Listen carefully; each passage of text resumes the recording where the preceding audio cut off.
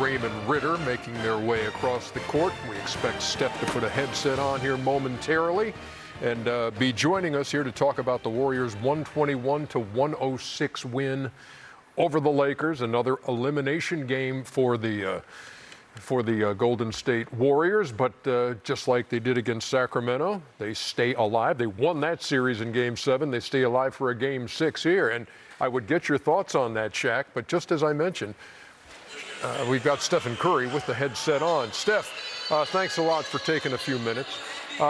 So we were talking before the game saying, look, in that Sacramento Game 7, elimination game, you went off for 50. What were you going to have to do tonight?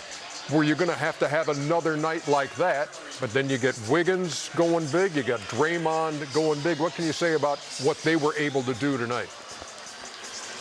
They were awesome. I mean, all the way up and down the roster, their contributions. Draymond, when he's aggressive, especially the way that they're defending our perimeter guys, it gives us a whole nother element. Him putting pressure on the rim, and we can pull AD away from the rim, and just give him a different look. So we love aggressive Wiggs. He was that all playoff run last year, and he showed signs of it. And tonight was the Wiggs that we want to see every night. So, like we said, we're coming into this game, we just wanted to win one, give ourselves a chance, knowing that we have a big Game 6 down in LA, and we obviously need that one to stay alive. I would like to hear your thought process on this. Game 5 is out the way. Game 6, do you talk about winning Game 6 and get back to Game 7, or do you just focus on Game 6? No, just Game 6 and thinking about what happened in Game 3 and 4 down there.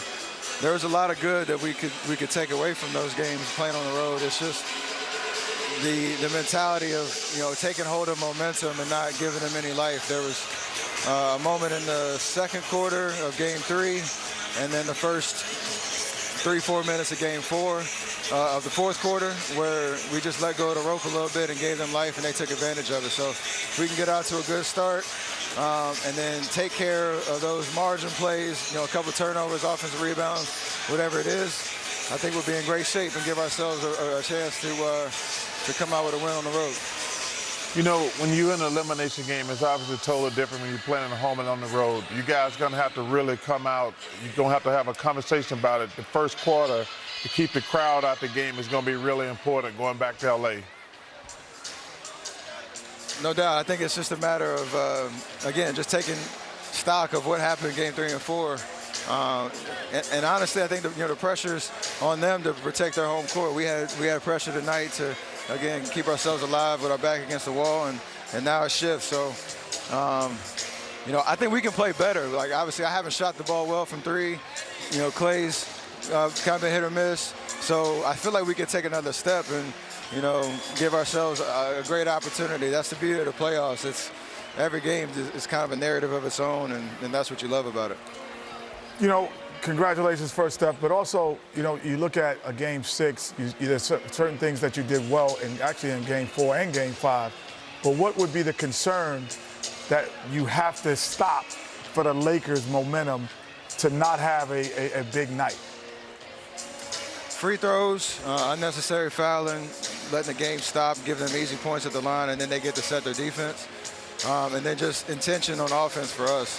When we have good spacing and we're organized, we go at the right matchups, we try to get the right looks. Good things happen for us. When we're a little chaotic and unorganized, it looks really bad. So I think those two things are the focus. And hopefully those are things that we can control. You can't control makes or misses. It's hard to put that ball in the basket, but those things we can control and give ourselves a great chance. The champs are still alive. Steph Curry with 27, and he makes it look effortless. Good luck in Game 6. We'll talk at you later. Appreciate it. Appreciate you. Did Steph Curry say it's hard to put the ball in the hole? I actually was going to say something. Come on, man. When he said that, I said, you need to pick it up a little bit, Steph. You've really been struggling with that the last 10 years. Yes, You've been struggling at putting the ball in the hole. We will break this game down on Inside the NBA, presented by Kia, coming your way in just a couple of minutes. I was thinking the same Ask a thing. question. He was like, oh, yeah, no doubt, no doubt. Chuck had a statement for Steph Curry, and All right, he responded Coach, to it coaching. with his own statement. He actually answered like 5 questions on Shaq and Ernie just Oh, alone. now you're going to go after No. because you didn't ask. It's our fault. Great job.